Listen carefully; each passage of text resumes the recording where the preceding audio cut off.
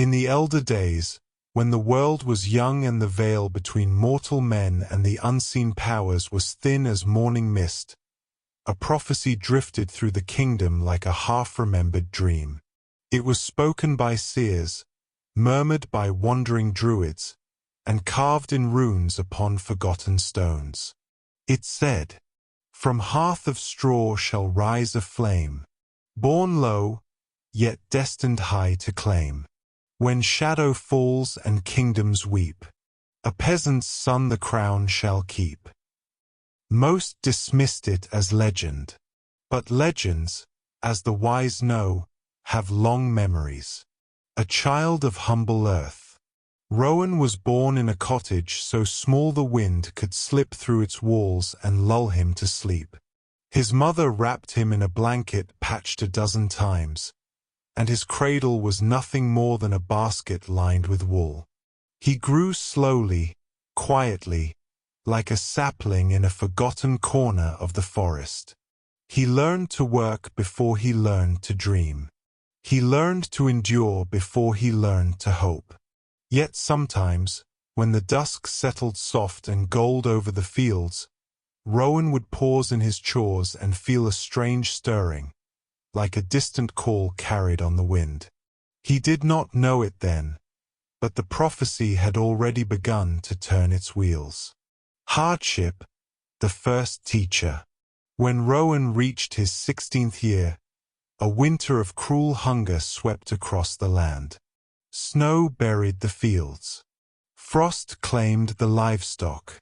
Rowan and his mother journeyed to the capital, their footsteps slow, their future uncertain. The city was a maze of noise and stone, but Rowan moved through it with the patience of one who had known hardship all his life. He worked wherever he could. He slept little. He spoke less. And still, that quiet stirring inside him grew. The night of fate. One evening, beneath a moon veiled in cloud, Rowan heard a cry from a shadowed alley. A frail old man was cornered by thieves. Rowan had no weapon, only the strength of his arms and the stubborn courage of his heart. He stepped forward. He fought. He prevailed. The old man, trembling but unbroken, lifted his gaze to Rowan's face. "You," he whispered, "are the one the runes foretold." Rowan blinked, confused, but the old man only smiled. "I am Sir Aldrich. Come to me at dawn. There is much to teach you." The slow forging of a knight. Training with Sir Aldrich was not swift. It was not glorious. It was not easy. It was slow, like the shaping of a mountain by wind and rain. Rowan learned the sword stroke by stroke. He learned discipline breath by breath. He learned honor not from words, but from the quiet example of a man who had once stood at the king's side. And as the seasons turned, Rowan grew into himself, steady, resolute, unshakable.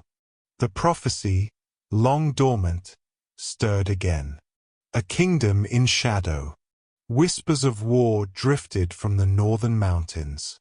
A warlord, fierce as winter and twice as merciless, marched toward the capital. Villages fell. Hope withered. The king called for champions. Knights clad in silver and gold stepped forward. And then Rowan, plain-clothed, peasant-born, walked into the hall. The nobles scoffed.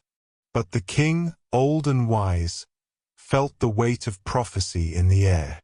"You may ride," he said. The battle foretold. On Blackthorn Field, beneath a sky heavy with storm, Rowan met the warlord in single combat. Their blades clashed like thunder. Their struggle shook the earth. And when Rowan at last struck the final blow, the clouds parted. A shaft of sunlight fell upon him, bright, unwavering. The soldiers who witnessed it whispered, "The prophecy, It is him, the champion of the crown. When Rowan returned to the capital, the king placed a sword in his hands, a blade older than the kingdom itself, forged in the age of legends. "Kneel," the king said, and Rowan did.